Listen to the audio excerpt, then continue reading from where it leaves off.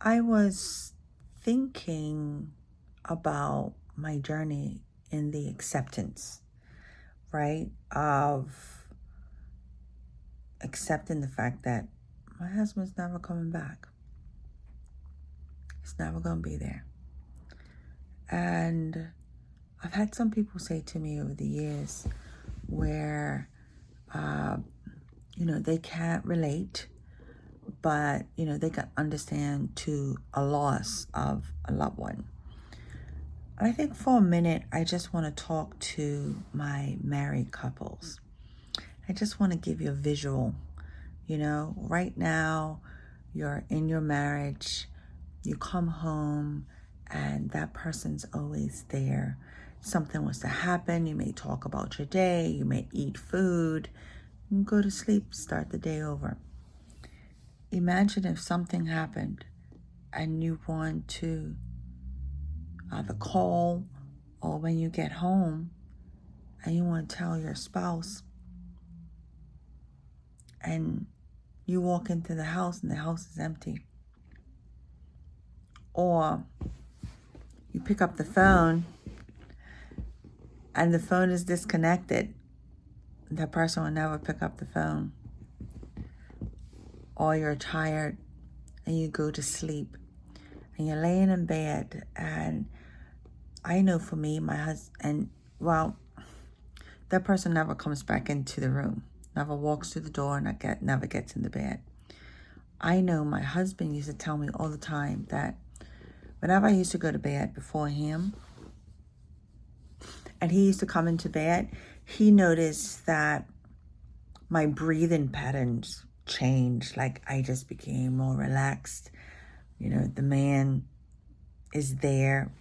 As a woman, I can relax because my protector's there, right? But it's never getting back into bed with me. And I've had some difficult times in sleeping. Well, I can sleep, but it's hard in resting. There's a difference. I wake up sometimes very exhausted, or I was waking up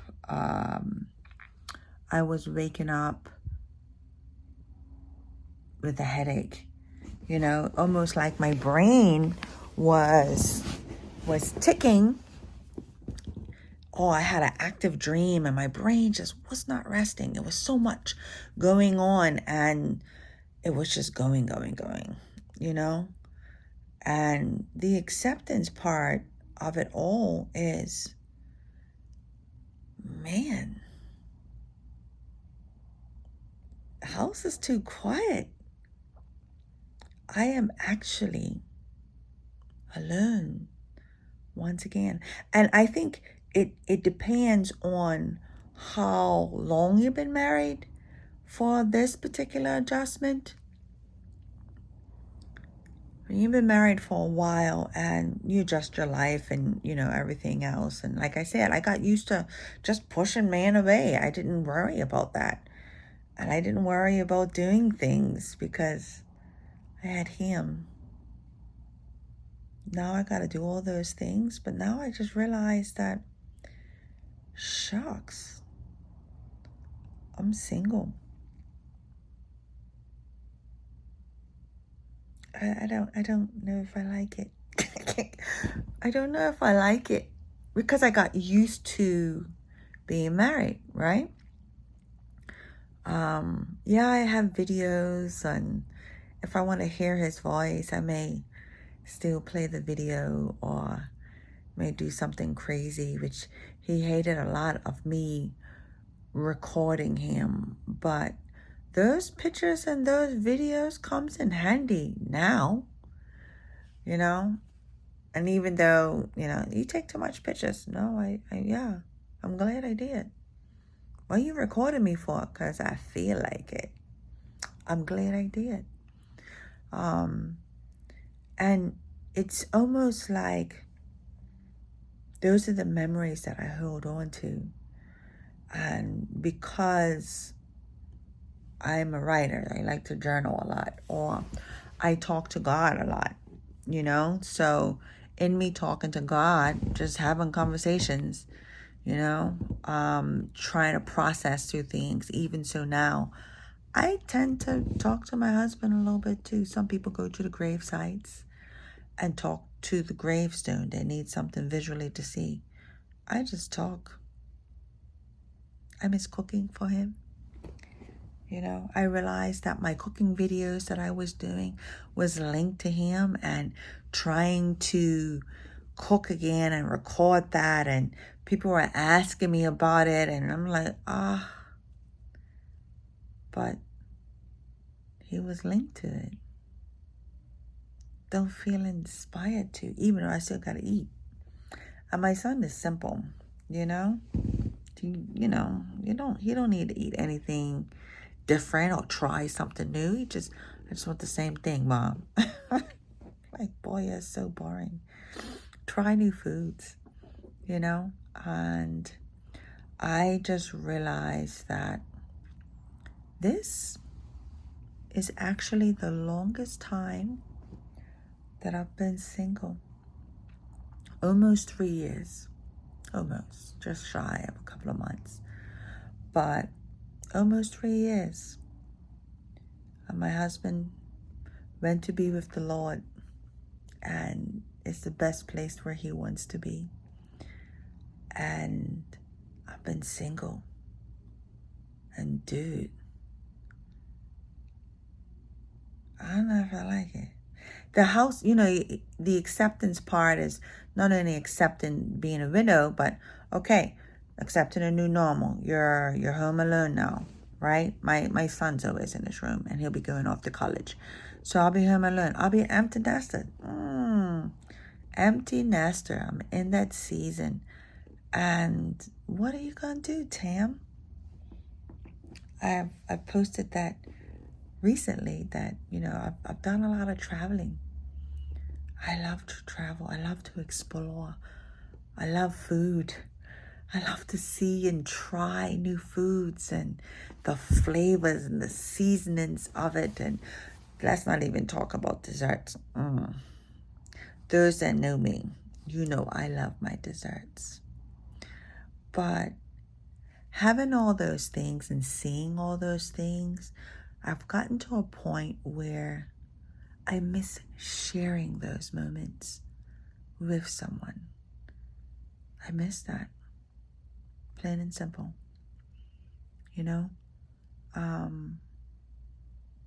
Yeah, I've missed that. And part of the acceptance part is not only the fact that he's not going to come back, but just trying to open myself up to talking to other guys, or even the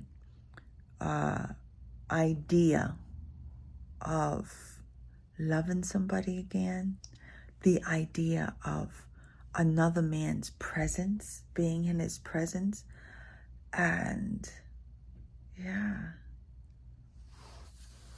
just being able to just melt, just knowing that it's there, and my breathing patterns change because he is present. Feeling that comfort and that safety. Women like to be safe. But, once again, world has changed. Point of views have changed. Relationships and how they meet people and handle people have changed. And I've been called a couple times of being rare. I don't know how I'm rare, but because people around me in my circle and my environment seem to be the same. But I guess towards the world, different societies, different communities, I guess I would be. But accepting the fact that I now have to navigate through life without him, it's a process. Sometimes I get emotional with it. Sometimes I just wonder why I'm here. But one thing I refuse to do is to fall into sadness, fall into depression, and allow it to consume me. Why? Because life keeps moving. And when you're in that stage, which I have been back in my teen years, I've been depressed. So I understand what that's like. You know, you're in a dark hole and it's very hard to get out. And because I know that, I refuse to fall back into it. I understand what it is and what it feels like. And now it's finding out. I know what I used to like. But one thing I say to people is that, Tammy died with my husband. And I knew Tammy was established. And I'm liking her. I'm learning her. Not really learning myself. I know me. But just the new normal of being in this season. That's what I mean by I'm learning her. The things that I do, navigating through the emotions, because I'm a very emotional now. I cry. I cry. It just comes out of nowhere. And I never used to. I go through various shifts mentally, and I have to navigate through that. It becomes tiring sometimes. And other times where I work, I'm exhausted mentally from my job, doing ministry, talking to people because people drain me. Introverted. I used to just come home and it's like, I just want a hug. And I just melt in his arms. I miss that. I don't know if I want to go through the acceptance of that, but I guess that's part of the journey. So, yeah. Now you can relate a little bit if you can envision the fact that the person that you love and building a life with, and if you go into your room and close your eyes and think that person is never coming into that room again, that's what it's like to be a widow. What would you do? Yeah? Until the next time.